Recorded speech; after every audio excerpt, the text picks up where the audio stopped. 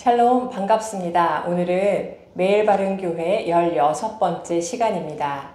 제가 기도로 시작하겠습니다. 거룩하신 아버지 하나님, 오늘 이 시간을 저희들에게 허락하시고 이 시간을 통해서 주님의 말씀을 듣게 하여 주시니 감사합니다. 이 말씀을 가지고 저희들이 하루를 또한 잘 살아낼 수 있길 간절히 원합니다.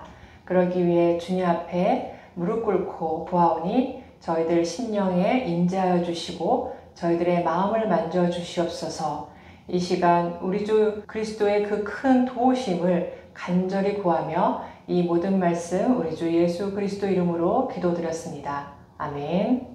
네, 오늘 살펴볼 말씀은 에베소서 5장 15절에서 21절 말씀입니다. 함께 읽도록 하겠습니다. 그런즉 너희가 어떻게 행할지를 자세히 주의하여 지혜 없는 자 같이 하지 말고 오직 지혜 있는 자 같이 하여 세월을 아끼라. 때가 악하니라. 그러므로 어리석은 자가 되지 말고 오직 주의 뜻이 무엇인가 이해하라. 술 취하지 말라. 이는 방탕한 것이니 오직 성령으로 충만함을 받으라. 시와 찬송과 신령한 노래들로 서로 화답하며 너희의 마음으로 주께 노래하며 찬송하며 범사의 우리 주 예수 그리스도의 이름으로 항상 아버지 하나님께 감사하며 그리스도를 경외함으로 피차 복종하라. 아멘. 한 2주 전에 저희가 지나가면서 잠깐 말씀드렸는데요. 구원의 확신을 자신들의 행위에서 찾으려 했던 1500년대 당시 로마 카톨릭은 결국 면죄부까지 구입하게 만들었었다고 했습니다. 요즘 더원 책방 6월의 책인 회개를 사랑할 수 있을까? 라는 이정규 목사님의 책 첫 부분에서 또한 이 당시의 상황을 보여주고 있는데요. 1517년 당시 마틴 루터의 그 유명한 95개조 논제라는 반박문을 통해 면죄부 등에 저항하면서 종교개혁이 시작되었다는 것을 알 수 있습니다. 이렇게까지 종교적으로 타락했던 당시 상황에서 지금 우리 개신교의 시작이 되었던 종교개혁이 가능했던 것은 그 마틴 루터가 똑똑했기 때문이 아닙니다.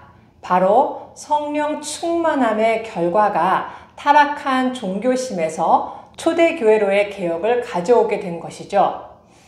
하지만 사실 1517년에 종교개혁이 시작된 것이라고 할 수는 없습니다. 마틴 루터는 그 당시 천주교 신부로서 성경을 가르치는 교수로서 자신이 먼저 개혁되었던 것을 볼 수 있습니다. 오늘 본문은 그런즉에 이어 너희가 라고 시작되고 있습니다.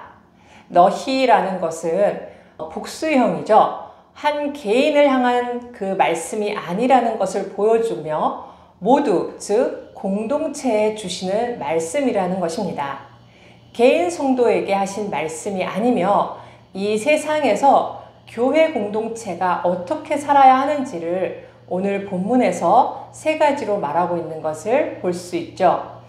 첫 번째로 지혜 없는 자가 되지 말고 지혜 있는 자가 되라 라고 바울은 말하고 있습니다. 하나님의 뜻이 아닌 것을 해야 할 바로 생각하고 만들어서 행하는 자가 바로 지혜 없는 자입니다. 오늘 우리들도 하나님의 말씀에 무엇인가를 덧붙여 간다면 그것은 지혜 없는 자가 되고 마는 것이죠. 또한 이 세상적 관점에서 볼 때 지혜로운 자가 있습니다. 그런데 그들을 복음의 내용으로 보면 미련만 할 뿐입니다. 교회는 어떤 일들을 만났을 때 바로 하나님의 관점으로 복음으로 분별하고 선으로 대처함으로 지혜 있는 자가 되어야 합니다. 두 번째로 어리석은 자가 되지 말고 주의 뜻이 무엇인지 분별하도록 하라 라고 말합니다. 이것은 매 순간 이루어져야 하는 것입니다. 매 순간 주의 뜻을 분별하도록 해야 하는 것이죠. 주님의 뜻을 말씀을 볼 때나 무엇을 할 때나 생활 속에 분별하도록 하라는 것입니다. 마지막 세 번째로 성령으로 충만함을 받는 것만이 지혜 있는 자가 되는 길입니다. 모든 사람은 스스로 그리스도를 믿을 수 없습니다. 성령으로 말미암지 않고는 그리스도를 주시라고 할 수 없는 것이죠. 또한 성령님은 인격적이신 분이시기에 강제적으로 끌고 가지 않으십니다. 그렇기에 바울을 통해 성령 충만함을 받으라 라고 지금 명령하시고 있는 것입니다.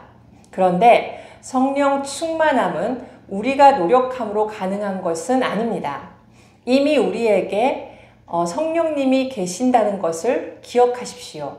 그러나 그것으로 만족하는 것이 아니라 그 성령님으로 충만히 임하심이 계속되어져야 합니다. 진짜 성령으로 충만한 사람이라면 성령의 충만을 계속적으로 구해야 하는 것이죠. 이렇게 성령이 충만해지면 우리는 첫 번째로 서로 화답합니다.